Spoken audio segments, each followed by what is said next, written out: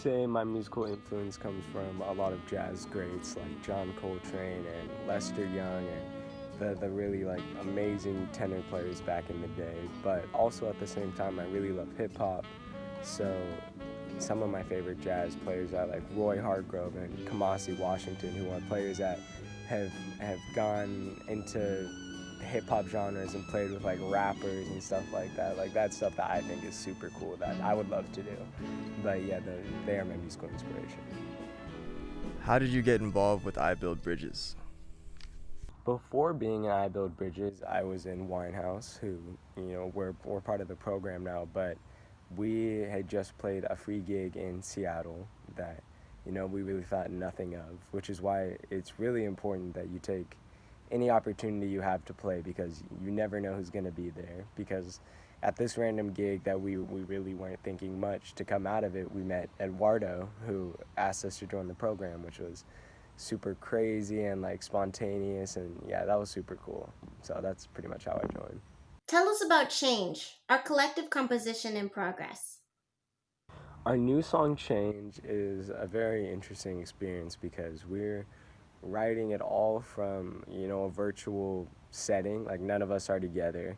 So it's kind of hard to like exchange ideas and talk about what we want to do and talk about things that we want to do on the song and like the direction of it. So without having to do that, it makes it a lot more difficult. But after getting together with Winehouse and we laid down like the foundation of it, it's starting to sound really good and starting to like come together.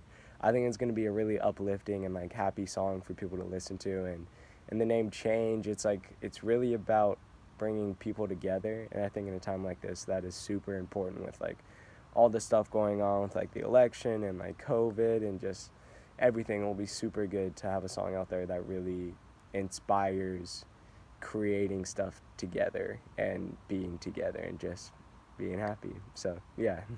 What advice would you give the world to encourage unity?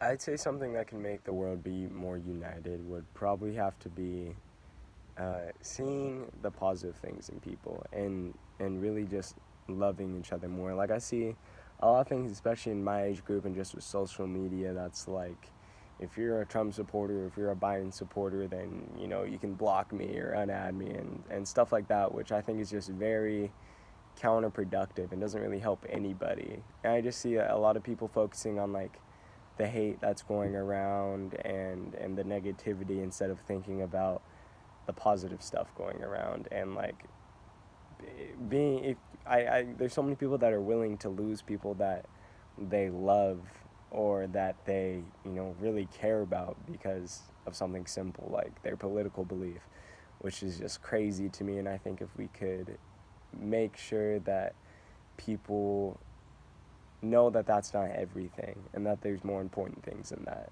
then the world would be more united.